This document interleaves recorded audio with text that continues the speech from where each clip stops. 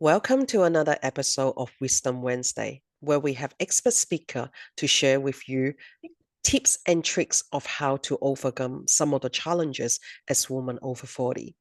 Today, we're going to talk about a topic of anxiety. Yes, I know every one of us will have that moment of feeling anxious. And I know that even for myself personally, I have been told many times to just box it up, remove it, do all the things to overcome it. But is there another way that we can look at anxiety? And today, my expert speaker, Emma, is here to share with you how to build a better relationship with anxiety. Emma, thank you so much for being on our stage today. Thank you so much. It's wonderful to Please be tell here. us what you do and who you are.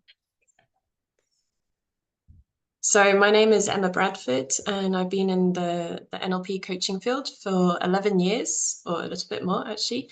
And it's been a long journey. And personally, I entered this field for my own recovery of panic attacks, weekly panic attacks. And then I suddenly realized that actually there was a lot of things that were really helpful, and I was able to let go of that. And then I started to coach others and help others through the process.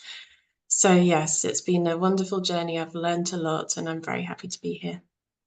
I find that a lot of people have this thinking that we have to control anxiety, to control what we're thinking, to control what we're doing. But I personally don't find that controlling is a long-term result effect on it. So, if I may ask you, what was your relationship like with anxiety, and how does it shift over the years? Yes, so many years ago, so about 15 years ago, I was experiencing a lot of anxiety. There were weekly panic attacks, and if anyone has experienced that will know that it literally feels like you're dying. There can be many different symptoms for many different people, but I was getting a lot of vertigo, a lot of dizziness. Sometimes I was actually fainting, and there was nothing wrong. The doctors were saying like you're fine. But it turned out to be extreme anxiety and lots of panic. And essentially what was happening is that there was a lot of bottled up emotions that I had suppressed in childhood that was coming up for me to look at. And there was a lot of change in my life as well at the time. So that was all coming up. So I found it really challenging in the beginning.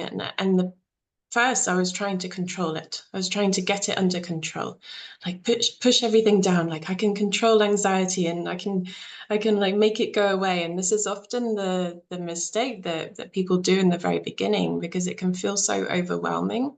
Mm. And yeah, there are tools and techniques that can help us manage it. Though I find that, like, through my own personal journey, and now also like working with clients for many years, it's like I've realized that the more we control anxiety, the more we see it as something that needs to be controlled, that it's something bad, that it's a big problem. I mean, yes, it can be very challenging for people, though the more we're labeling it as this really big bad thing that we need to like shove in a box and get under control, like the more energy we're giving to it, and the more it almost it builds up like a pressure cooker. It just builds up and builds up, and then then that's when the attacks can come. Like when you have this full-blown attack that you feel like you can't control. And this is the thing, like I remember once, like years ago, this was towards the end of my journey with panic attacks, and I was in a workshop and I was tired. I didn't want to be there, but I was there because it just happened to be that weekend, and this particular teacher was coming, and I was there, and I was interested to learn, but my body was like, no, I don't want to be here.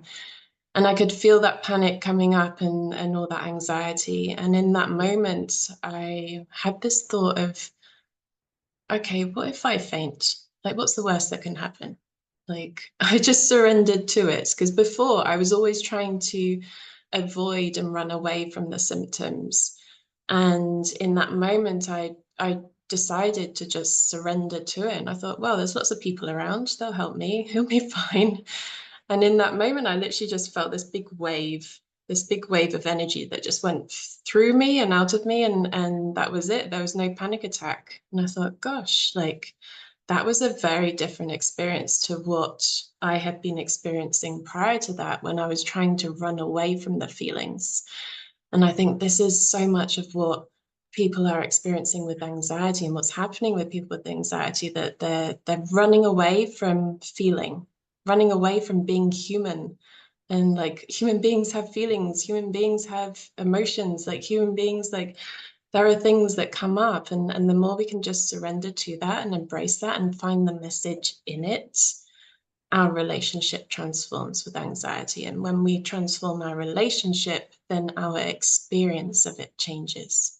I completely agree with you because we get anxiety from a lot of different level. It could be like I'm talking about in my personal sense, or every time that I need to do a recording beforehand, I'm like, oh, I'm feeling a little bit of anxiety.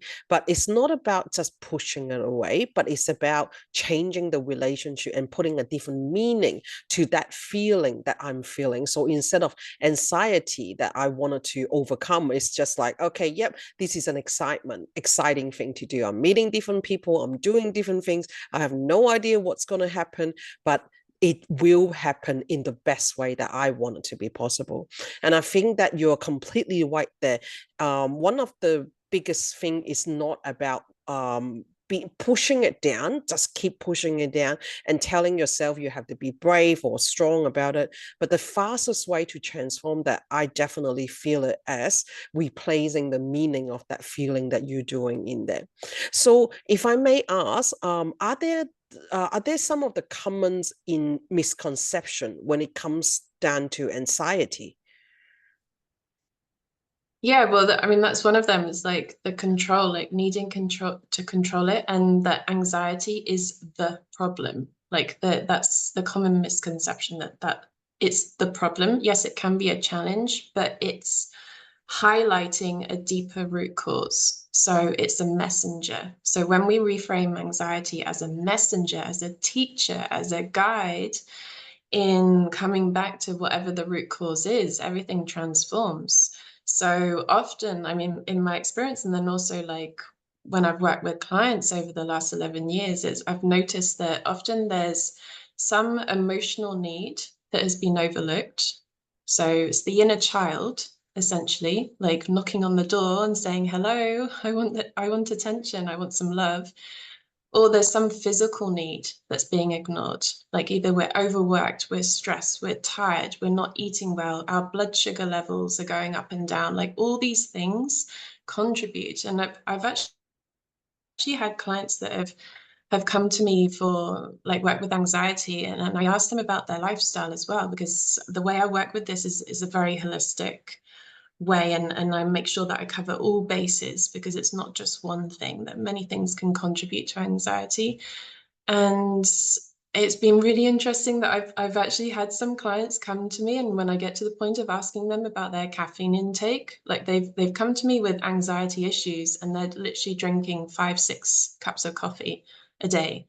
So I'm like, well, I'm not surprised that there's some jittery feelings there, because that caffeine can accelerate everything. For most people, it brings this big adrenaline boost, and like everything is like a lot more wired, and if there are emotions there, underlying emotions or some challenges in relationships or in personal life, caffeine literally like turns up the dial and amplifies everything for most people. So those were some of the things that I found really helpful, was to like reframe things and look at the meanings and like just really transform my relationship with anxiety in the first place. But then also look at lifestyle and like how I was eating, how I was sleeping, how I was like what I was drinking. I cut out alcohol, I cut out caffeine, I cut out refined sugars, like all of that really helped.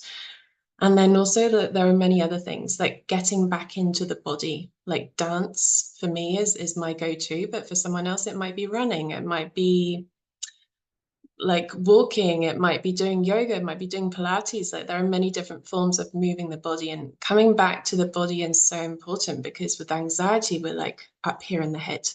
So all the stories, and just being in that. And then when we come back down to the body, back to the breath, it's like that is one of the biggest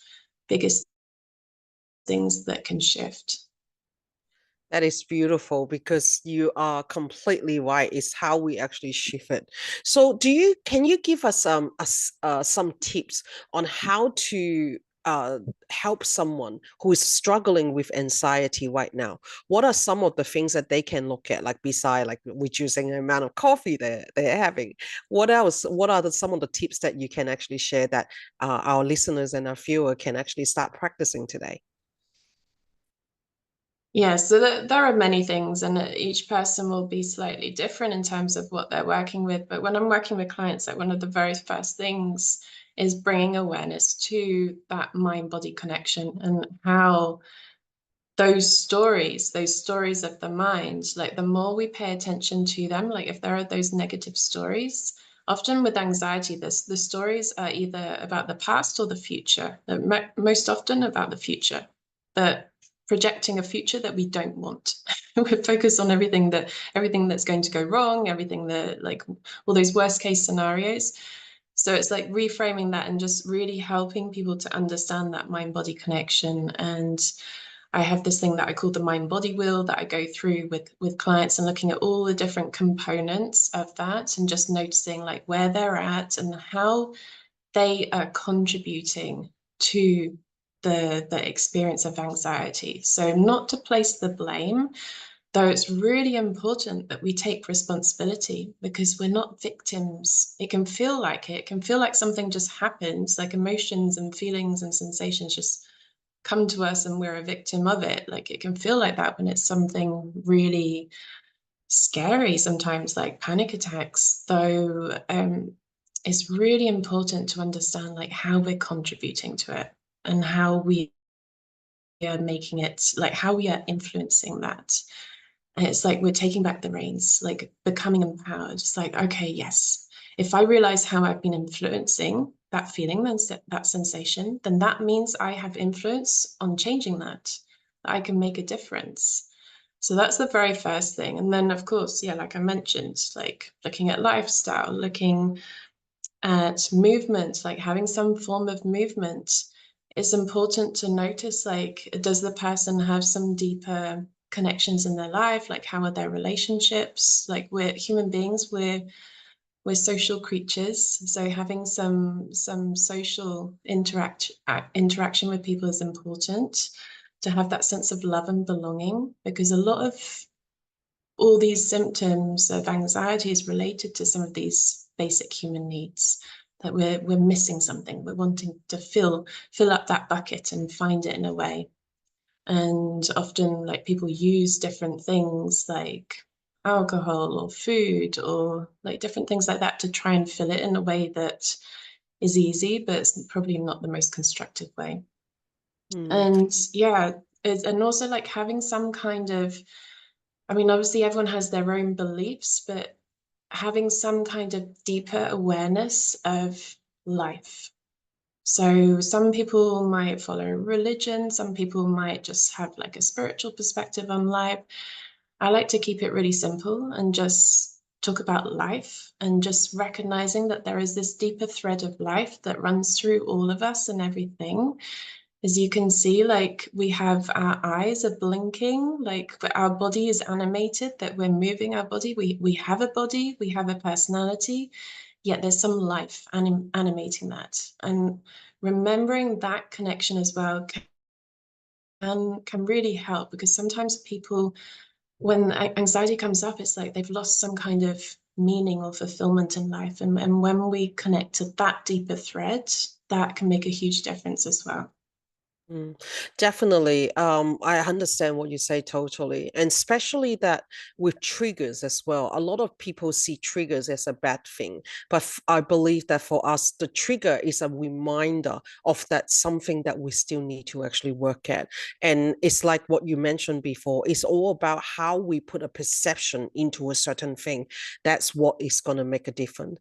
So for anyone listening or anyone watching this video, if they wanted to reach out to you, how do they do that?